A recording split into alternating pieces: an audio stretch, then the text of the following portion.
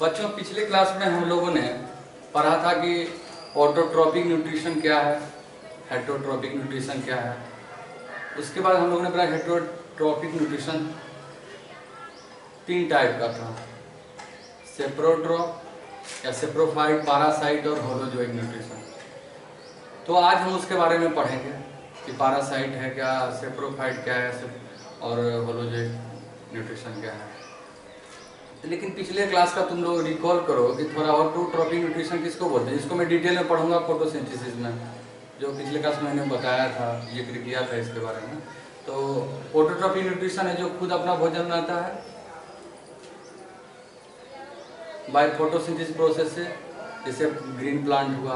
और heterotrophic nutrition जो directly और इनडायरेक्टली किस पर डिपेंड करता है, प्लांट पर डिपेंड करता है। आज हम पढ़ेंगे कि हेटरोट्रॉपिक न्यूट्रिशन तो मैंने कल पढ़ा था कि दूसरे पर डिपेंड करता है।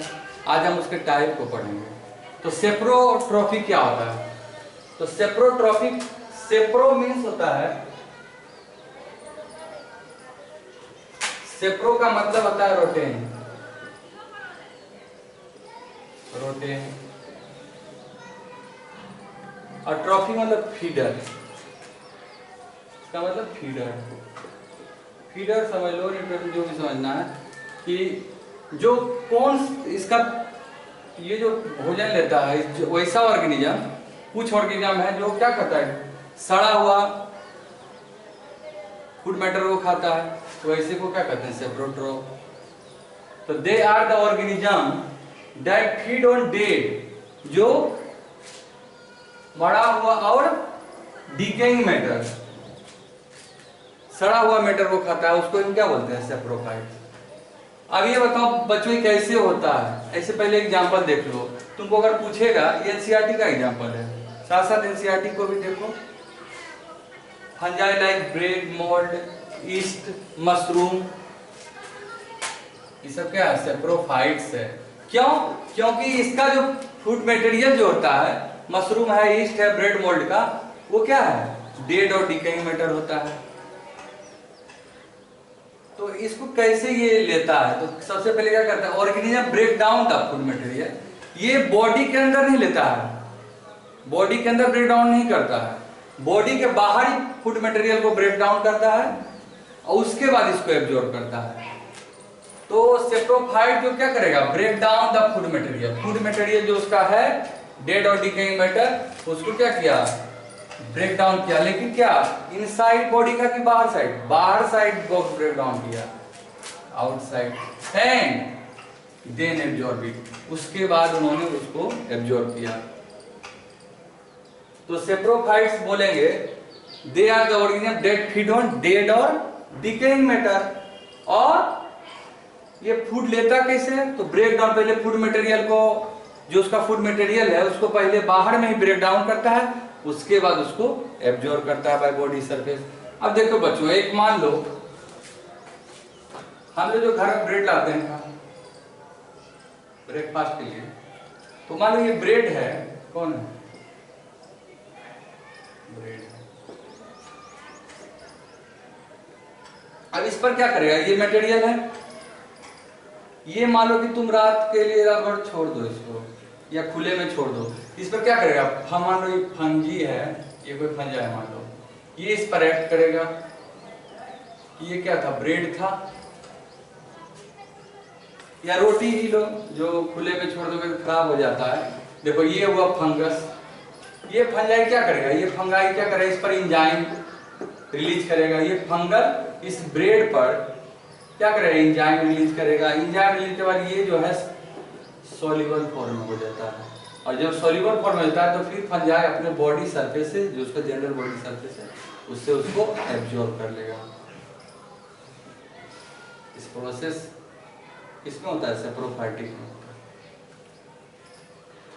तो the secrete certain enzyme from their body surface, किसके बॉडी सरफेस से, फंजाई के बॉडी सरफेस से क्या निकलता है, सर्टेन एंजाइम।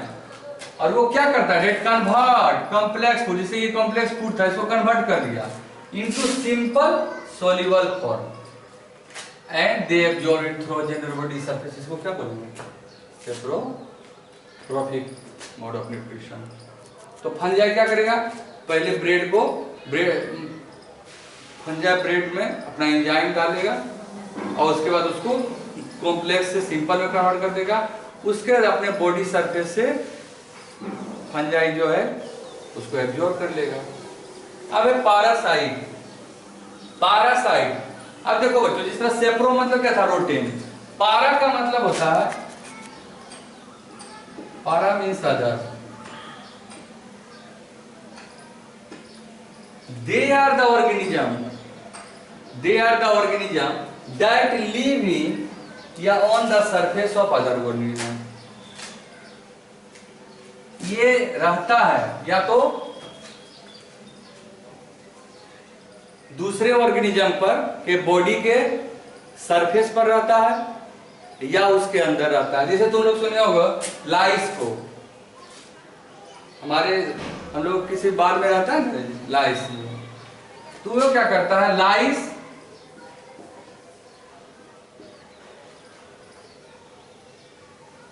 तो जो ऑन द सरफेस रहता है, दूसरे ऑर्गेनिज्म के सरफेस पे रहता है, उसको हम बोलते हैं इक्टो पारासाइट। क्या बोलेंगे, इक्टो पारा, इक्टो मींस बाहर, ऑन द पारासाइट। जैसे लाइस इन ह्यूमन, लाइस कहाँ रहता है, इन ह्यूमन बॉडी सरफेस पे। और वैसा पारासाइट जो बॉडी के अंदर हो, जैसे उसको हम क्या बोलेंगे, इंडो पारासाइट। जैसे ई कोलाई बैक्टीरिया का नाम सुना होगा, हम लोग के इंटेस्टाइन में रहता है, तो क्या है, इंडो पारासाइट है। पारासाइट कितने प्रकार का, दो प्रकार का, इक्टो पारासाइट जो बॉडी के सरफेस पे रहेगा, on the surface of other organism जैसे लाइस, और इंडो पारासाइट जो बॉडी के अंदर रहेगा। जैसे इंडो पारासाइट में ई कोलाई बैक्टीरिया कहाँ रहता है, ह्यूमन के इंटेस्टाइन में रहता है, और ह्यूमन के सरफेस पे रहता है, हेयर पर, हेयर में क्या रहता है, लाइस रहता है। तो सरफेस, ये सरफेस हुआ ना, तो इसको हम बोलेंगे endo parasite. Example lice. Endo parasite जैसे इंटेस्टाइन में जो रहता है ई कोलाई बैक्टीरिया, तो इंडो पारासाइट का एग्जाम्पल हुआ। तो they are the organism that live in, मतलब इंडो पारासाइट जो अंदर में रहेगा, और on the surface of other organism. किसके लिए वो रहता है, बॉडी के सरफेस पर या अंदर क्यों रहता है वो ऑर्गेनिज्म, अपना भोजन के लिए, न्यूट्रिशनल रिक्वायरमेंट के लिए। उसी को हम क्या बोलेंगे, पारासाइट। तो जो जिस ऑर्गेनिज्म पर वो रहेगा, पारासाइट जिस ऑर्गेनिज्म पर रहेगा अपने भोजन के लिए, उसको हम बोलते हैं होस्ट। उसको क्या बोलते हैं, host. Organism drive nutrition, organism मतलब पारासाइट अपना न्यूट्रिशन कहां से लेता है, प्लांट से लेता है, एनिमल से लेता है, लेकिन विदाउट किलिंग, बिना मार। उसको हम क्या बोलते हैं, पारासाइट। जैसे एग्जांपल कुस्कुटा, इसी को बोलते हैं अमरबेल, ticks, lice, leeches and tapeworm.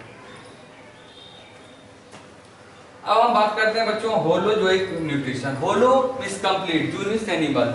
The mode of nutrition in which all animals taking complex food material is called holozoic nutrition। अब ये जो होलोजोइक मतलब संपूर्ण, ये क्या करता है, पूरा फूड मटेरियल को लेता है और बहुत ये सारे स्टेप से गुजरकर इसका डाइजेस्टिव फूड डाइजेशन होता है, फिर जो अनडाइजेस्टेड मटेरियल बाहर आता है। तो सबसे पहला होगा इंजेशन। इंजेशन में क्या करते हैं, taking in complex organic food through mouth. जैसे हम ही लोग, इसका एग्जांपल हम ही लोग हैं, ह्यूमन बीइंग। खुद तुम अपने बारे में सोचो, हम लोग क्या करते हैं, फूड को माउथ में लेते हैं। तो ये क्या हुआ, ये प्रोसेस जो हुआ लेना माउथ में, इसको बोलते हैं इंजेशन। तो ingestion taking complex organic food through mouth opening. उसके बाद क्या करते हैं, डाइजेशन। जैसे स्टार्च का डाइजेशन तो माउथ में शुरू हो जाता है, क्योंकि हमारे माउथ में एंजाइम स्लाइवरी हमारे जो स्टार्च का डाइजेशन शुरू कर देता है। फिर प्रोटीन का डाइजेशन कहाँ होता है, स्टोमक में होता है। तो इसी तरह टेकिंग चेंज ऑफ, ये जो कॉम्प्लेक्स फूड हम लिए माउथ में, उसका डाइजेशन शुरू हो गया, माउथ से ही स्टार्च का डाइजेशन शुरू हो जाता है, समझे। फिर स्टोमक में प्रोटीन का डाइजेशन होता है। इसको हम लोग डिटेल में जब पढ़ेंगे, जब ह्यूमन डाइजेस्टिव सिस्टम पढ़ेंगे तो डिटेल से पढ़ेंगे। Change of complex food into simple diffusible form by the action of enzyme. जैसे हम लोग जानते हैं सलाइवरी एमाइलेज एक एंजाइम है जो कहाँ रहता है, माउथ में रहता है। उसके बाद ये बहुत सारे एंजाइम पढ़ते, स्टोमक पर हो गए पेप्सिन एंजाइम, सो तो डाइजेशन का होता है change of complex food into simple diffusible form by the action of enzyme, जिसको हम लोग डिटेल में पढ़ेंगे आज इस चैप्टर में। पूरी डिटेल से इसी के बारे में ज्यादा हम लोग को पढ़ना है। फिर एब्जॉर्प्शन, जब डाइजेशन हो गया, फूड को हम लिए इंजेक्शन, फिर डाइजेशन के बाद जो सिंपल एब्जॉर्ब फॉर्म होता है, हम लोग जानते हैं कि प्रोटीन एमिनो एसिड में लास्ट में सिंपल एब्जॉर्ब फॉर्म में हो जाएगा, ये तुम्हारा स्टार्ट ग्लूकोज में। तो ये जो सिंपल एब्जॉर्ब फॉर्म में आ गया, उसको क्या करेगा हमारा स्मॉल इंटेस्टाइन जो क्या करेगा, एब्जॉर्प्शन करता है। तो पासिंग ऑफ सिंपल सोल्यूबल, अब ये सोल्यूबल फॉर्म में हो गया, इसको एब्जॉर्ब कर लेगा इंटेस्टाइन और किसको दे देगा, ब्लड और लिम्फो। और ये ब्लड के थ्रू ये जो ग्लूकोज है, एमिनो एसिड जो भी है, ये कहाँ चला जाएगा, ग्लूकोज सेल में चला जाएगा, तो एसिमिलेशन होगा। ये जो यूटिलाइज जो एब्जॉर्ब फूड है उसका यूटिलाइज होगा, ग्लूकोज का यूटिलाइज होता है जो टूट कर एटीपी देता है एनर्जी, तो कैटाबोलिज्म होता है, हम लोग रिस्पायरेशन में पढ़ेंगे इसको डिटेल से। तो यूटिलाइजेशन जो एब्जॉर्ब फूड हुआ फॉर वेरियस मेटाबॉलिक प्रोसेस, यहाँ वेरियस मेटाबॉलिक प्रोसेस। फिर जो अनडाइजेस्टेड मटेरियल है, जो हमारे लिए यूज नहीं था बॉडी के लिए, उसको क्या कर दिया, बाहर कर दिया बाय एनस, तो expelling out the undigested food. तो 5 स्टेप था होलोजोइक न्यूट्रिशन का, 5 स्टेप। पहले क्या थे, हम लोग लिए फूड को माउथ के थ्रू, तो इंजेक्शन, फिर इसका डाइजेशन हुआ by the action of enzyme, जैसे स्टार्च का डाइजेशन माउथ में बाय सलाइवरी एमाइलेज एंजाइम, फिर प्रोटीन का डाइजेशन होता है स्टोमक में। फिर जो डाइजेस्टेबल मटेरियल जो सिंपल से कॉम्प्लेक्स से फिर जो सिंपल में फॉर्म में चेंज हुआ by the action of enzyme, उसको हम फिर क्या करते हैं, जैसे ग्लूकोज एमिनो एसिड में जो सिंपल फॉर्म में आया स्टार्च, उसको हम क्या करते हैं, एब्जॉर्ब करते हैं। इस passing of simple soluble nutrient into blood और लिम्फ, और ये ब्लड और लिम्फ में चला जाता है। और फिर इसका हम ये जो ग्लूकोज है इसका कैटाबोलिज्म होता है सेल में, तो उससे एनर्जी मिलता है टीपी फॉर्म में, ये मेटाबॉलिक प्रोसेस होता है। फिर और जो ये तो हमारे लिए जरूरी था, जो अनडाइजेस्टेड है, जिसका जरूरत हमारे बॉडी को नहीं था, उसको क्या करते हैं, बाहर कर देते हैं बाय एनस, तो इसी प्रोसेस को egestion, expelling out the undigested food. तो बार बार इसका रिवीजन कीजिए। और एग्जाम्पल इसका जानते हो, होलोजोइक न्यूट्रिशन ह्यूमन बीइंग है, और बहुत सारा जो all animal including vertebrate, invertebrate, सभी एग्जाम्पल है इसका होलोजोइक न्यूट्रिशन का। तो हम लोग जानते हैं सेप्रोट्रोफी का डेड ऑर्गेनिक मटेरियल को का फूड लेता है, उसके बाद उसको बाहर body outside the body break down करके फिर एब्जॉर्ब कर लेता है। पैरासाइट जो है क्या, या तो बॉडी के अंदर है या बाहर, और उसके बाद में उस तरह अपना न्यूट्रिशन लेता है। इसको हम लोग पढ़ते हैं एग्जाम्पल होलोजोइक न्यूट्रिशन क्या है, कॉम्प्लेक्स फूड को हम ले लेते हैं बाय द, ये 5 स्टेप से गुजरना पड़ता है। इसको digestion, injection, digestion, absorption, assimilation, egestion. Thank you बच्चों। एनसीईआरटी को बार बार करो, इस वीडियो को दोस्तों में शेयर करो। धन्यवाद।